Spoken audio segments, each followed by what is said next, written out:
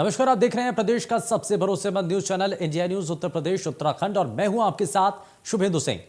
उत्तराखंड में विधानसभा चुनाव के लिए नामांकन प्रक्रिया शुरू हो चुकी है और बीजेपी, आम आदमी पार्टी, सपा, यूकेडी समेत तमाम राजनीतिक पार्टियों ने अपनी ज्यादातर सीटों पर प्रत्याशियों का ऐलान कर दिया है। लेकिन कांग्रेस की लिस्ट अभी भी दिल्ली दरबार में अटकी हुई है। कई दौर के मैराथन मंथन के बाद भी कांग्रेस की पहली लिस्ट अभी तक नहीं आ पाई है।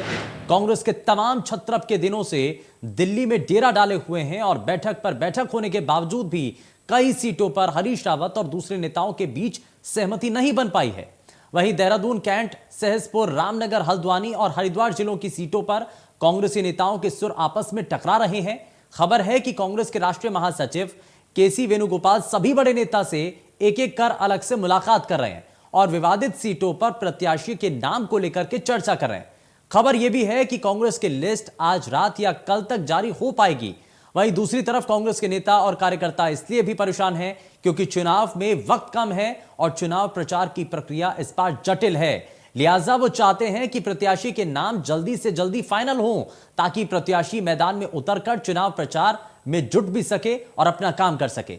अब देखना दिलचस्प होगा कि एक तरफ तमाम राजनीतिक पार्टियां जहां चुनावी प्रचार में कूद चुकी हैं, वहीं कांग्रेस अब तक अपने उम्मीदवारों के नामों को फाइनल नहीं कर पाई है और प्रचार में आखिर आगे कैसे जुट पाएगी, समय बड़ा कम है।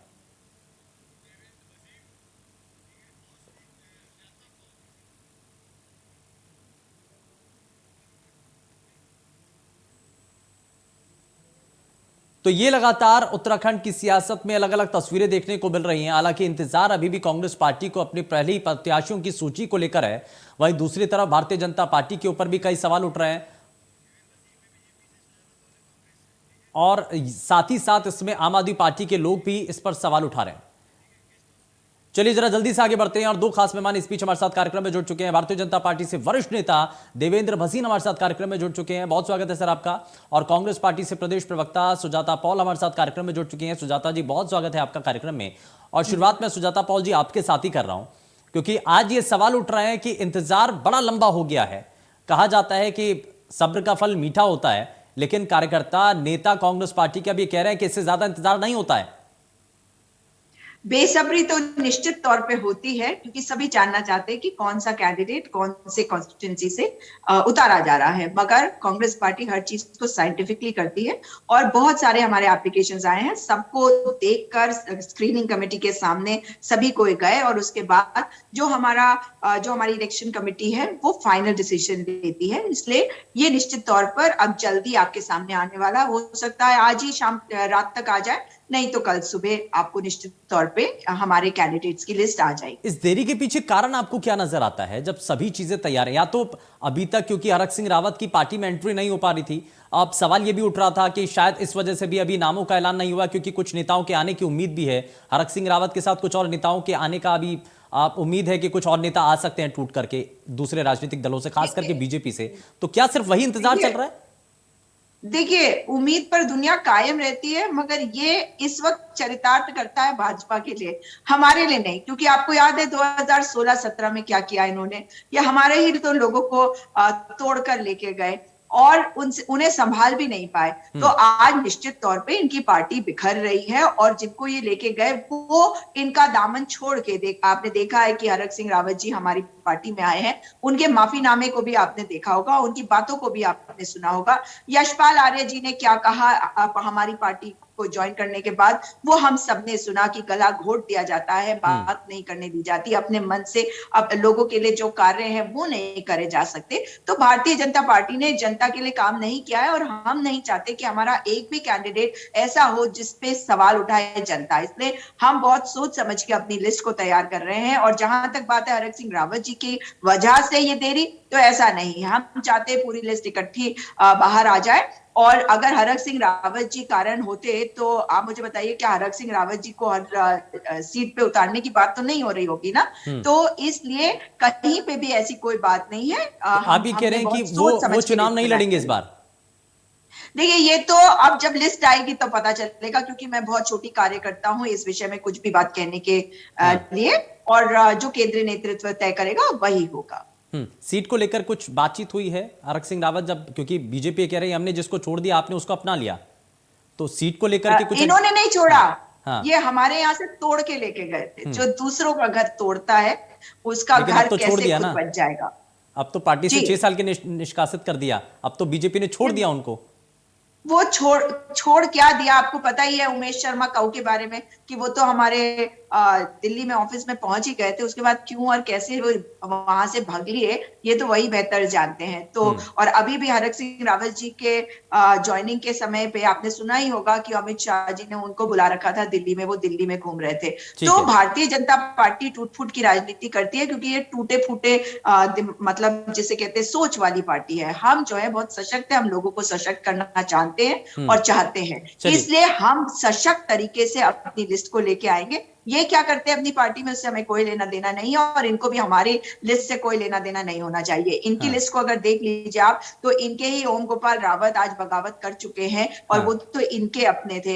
इनके जो रायपुर से एक और मतलब इनके बड़े नेता है संघ के से कंसर्न्ड है, वो भी इनका दामन छोड़ चुके हैं। तो भारतीय जनता पार्टी को लोग पहचान चुके हैं, ये धर्म और फर्जी ठीक राष्ट्रवाद है। की राजनीति के अलावा कुछ नहीं कर ठीक है, मैं सकते। जरा हम जल्दी से एक जवाब ले लेता हूं। मैं देवेंद्र भसीन साहब हमारे साथ लगातार कार्यक्रम में है। भसीन साहब, ये बड़े आरोप लगाए जा रहे हैं, ये कहा जा रहा है कि कांग्रेस पार्टी छोड़िए, बीजेपी अपने अंदर देख ले कितना विरोधाभास है, कितना अंतर्द्वंद चल रहा है। पार्टी के नेता अपने शीर्ष नेतृत्व से परेशान है, इसलिए पार्टी छोड़ छोड़ के भी जा रहे हैं। पूरे देश में जो पार्टी टूट चुकी हो, खंड खंड हो रही हो और सिमट के कुछ स्थानों पर रह गई, वहां पर भी इनकी सरकार जाने वाली हो, ऐसी पार्टी के नेता जब बड़ी बड़ी बातें करते हैं तो बड़ी हैरानी होती है। उत्तराखंड पर मैं आता हूं, हमने 59 प्रत्याशियों की सूची घोषित कर दी है और कांग्रेस अभी कदम ताली कर रही है और कारण वही है जो आपने कहा, आंतरिक संघर्ष। जो कल तक सांप नेवला थे, आज वो एक ही नाव में सवार हो रहे हैं, जो नाव डूबने वाली है। एक बात। दूसरी बात, जहाँ तक हमारी पार्टी का सवाल है, तो हमने बहुत मजबूती के साथ अपने 59 कैंडिडेट डिक्लेयर कर दिए। 11 के बारे में 1-2 दिन के अंदर निर्णय हो जाएगा।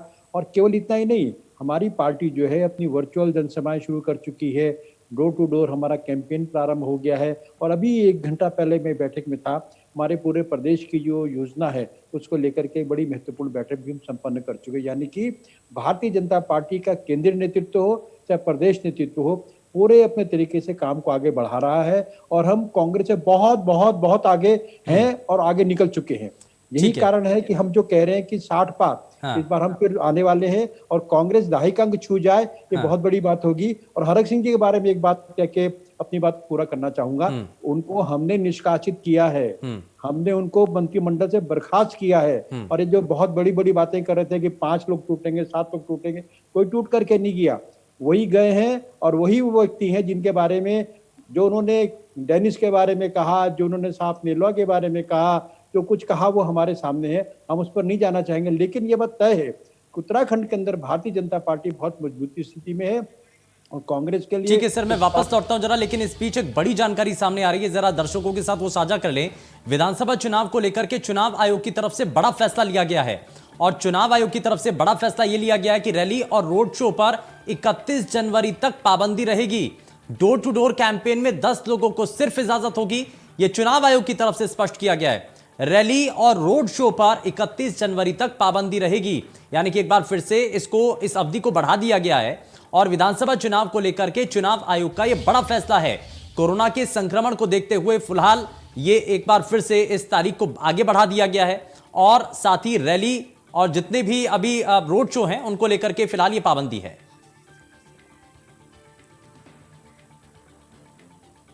और सीनियर एडिटर आशीष सिन्हा हमारे साथ जुड़ चुके हैं। आशीष जी, इस पर बड़ा सवाल बना हुआ है कि रैली और रोड शो जिसको लेकर के बार बार सवाल उठ रहे हैं, अलग अलग राजनीतिक दलों की तरफ से नियमों की अवहेलना की जा रही है, आदर्श आचार संहिता का उल्लंघन किया जा रहा है, लेकिन उसके बावजूद एक बार फिर से ये डेडलाइन बढ़ा दी जाती है। इसके बाद ये कह दिया जाता है कि ये जो तारीखें आगे बढ़ा दी जा रही है, लेकिन बड़ा सवाल तो यह है कि क्या राजनीतिक दल इन नियमों का पालन कर पाएंगे?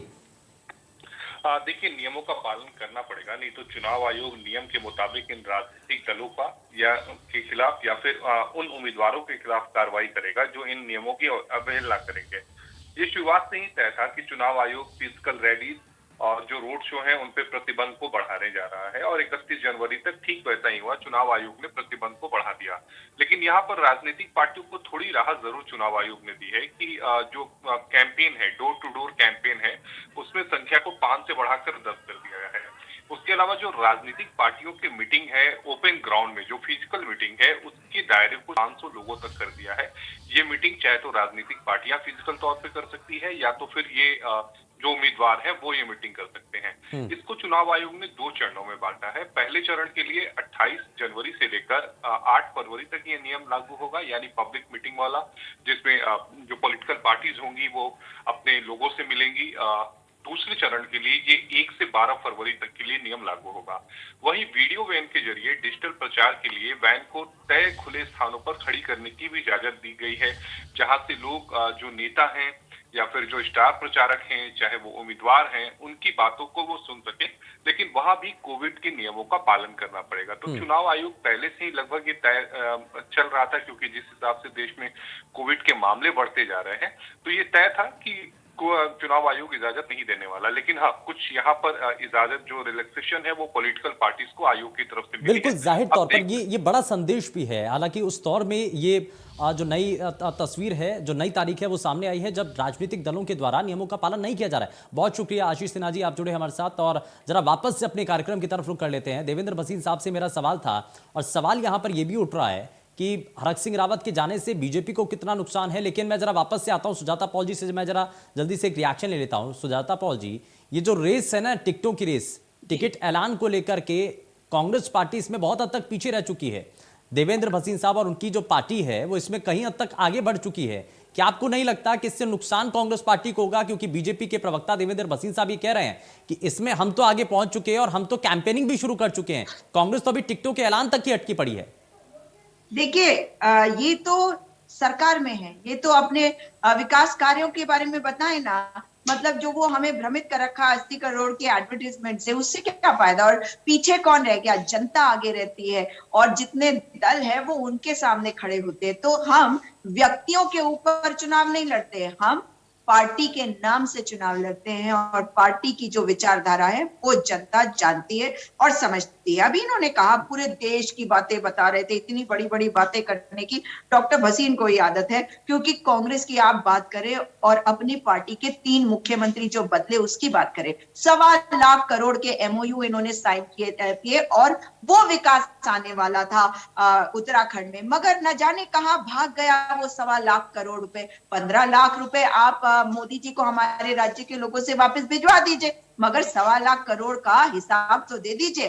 अब देखिए, भ्रष्टाचारियों की बात करें तो TSR1, TSR2 और PSD और पूरे प्रदेश की योजनाएं, इसमें योजनाएं क्या है?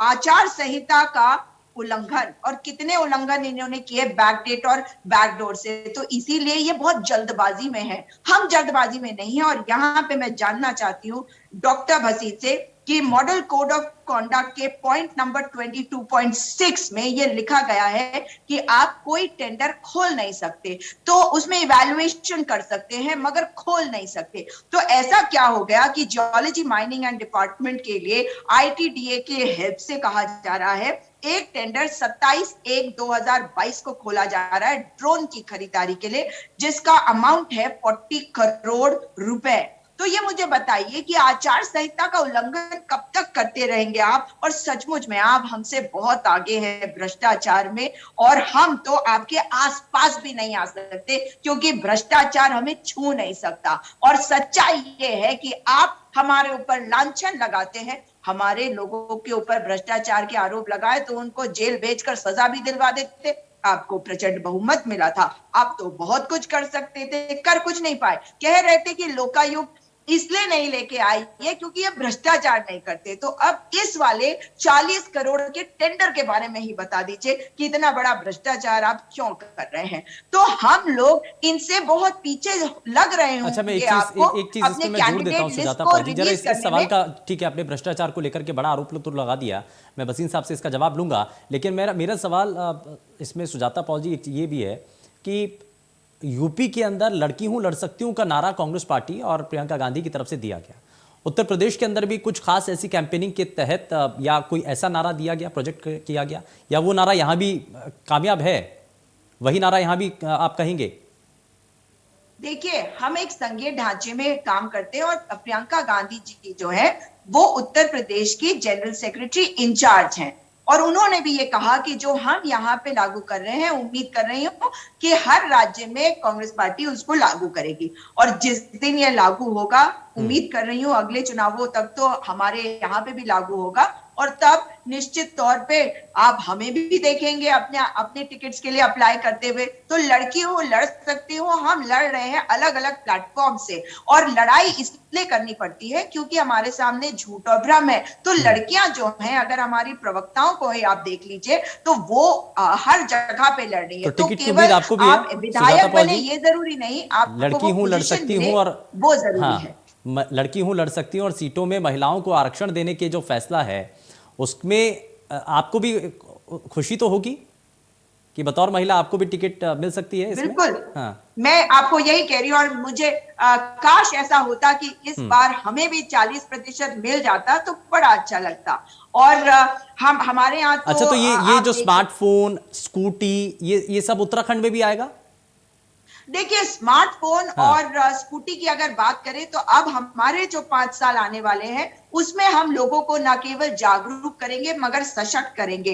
हमने अपने मैनिफेस्टो के लिए भी गांव-गांव जाकर तमाम लोगों से बातचीत करके उनकी फीडबैक ली है, और अभी मैनिफेस्टो आने ही वाला है। बस आप उसमें देखेंगे कि किस तरह से हम विकास के लिए आपने कहा ना यूपी में जिन चीजों को लेकर के आए हैं वैसा ही कुछ हम उत्तराखंड में भी उत्तर लेकर। प्रदेश और उत्तराखंड में फर्क है। ठीक है, स्कूटी और फिलहाल मोबाइल का कोई ऐसा बहुत फर्क है। ठीक है। मैं जरा भसीन साहब को जरा इसमें जोड़ रहा हूं। भसीन साहब जवाब दीजिए। कई आरोप लगाए, भ्रष्टाचार का एक बड़ा आरोप लगाया आपके ऊपर। देखिए, पहली बात तो यह है कि जो कांग्रेस पार्टी का पूरा चरित्र भ्रष्टाचार से युक्त है पहले से लेकर आज तक, और जिनके राष्ट्रीय चाहे सोनिया जी हों चाहे राहुल जी हों खुद बेल पर हों, वो जब भ्रष्टाचार की बचने की बात करते हैं बड़ा आश्चर्य होता है। पहली बात उत्तराखंड की मैं बात करता हूँ तो श्री हरीश रावत का जो स्टिंग है जिसमें 15 करोड़ रुपया देने की बात वो कह रहे हैं और फिर कहते हैं मैं टॉप अप कर दूंगा, वो हमने नहीं बनाया, वो पत्रकार ने बनाया, पूरी दुनिया ने देखा। और उत्तराखंड की एक मिनट और प्रदेश की जनता ने कांग्रेस के भ्रष्टाचार को देखकर उसको उखाड़ दिया। डेनिस शराब तो हमारे सामने है ही है कि केवल बिकेगी उत्तराखंड के अंदर, केवल डेनिस बिकेगी, और जो हरीश रावत जी कहेंगे वही देश प्रदेश में लागू होगा। ये तो इनकी स्थिति भ्रष्टाचार की है, एक बात। दूसरी बात, जब भी 40% महिलाओं की बात कर रही थी, प्रियंका जी तो इनकी राष्ट्रीय नेता है और उन्होंने कहा कि 40% कांग्रेस में होना चाहिए। ये उत्तराखंड के नेताओं ने साफ मना कर दिया कि हम बिल्कुल भी उनके लिए कुछ नहीं करें, क्योंकि कुछ नहीं करेंगे को पहली बात। दूसरी बात मैं ये कहना चाहूंगा कि जो उनका 5 साल का कार्यकाल था उत्तराखंड के अंदर, अगर हम उसको देखें तो वो केवल और केवल भ्रष्टाचार था, और जो विपक्ष का इनका 5 साल रहा है वो केवल और केवल गैर जिम्मेदाराना विपक्ष का रहा है। कोरोना काल के अंदर इन लोगों ने कोरोना की वैक्सीन को बदनाम करने की पूरी कोशिश करी और ये कहा कि वो पानी का मत लगवाइए। ये भारतीय जनता पार्टी के एक मिनट मेरी बात, मैं बीच में। दूसरी बात, आपके मुख्यमंत्री ने कहा था छत्तीसगढ़ के मैडम, और दूसरी बात मैं कहना चाहूंगा,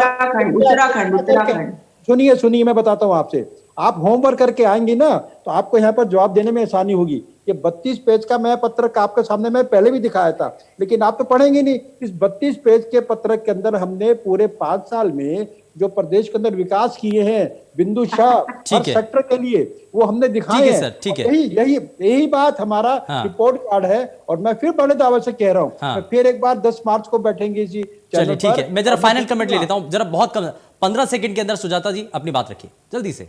देखिए, अगर हरीश रावत के ऊपर भ्रष्टाचार के आरोप है तो क्या सजा दिलवा पाएंगे? उत्तराखंड में मना कर दिया गया। इनको ज्यादा पता है, कांग्रेस पार्टी में ये मूल की तरह घुस के रहते हैं क्या?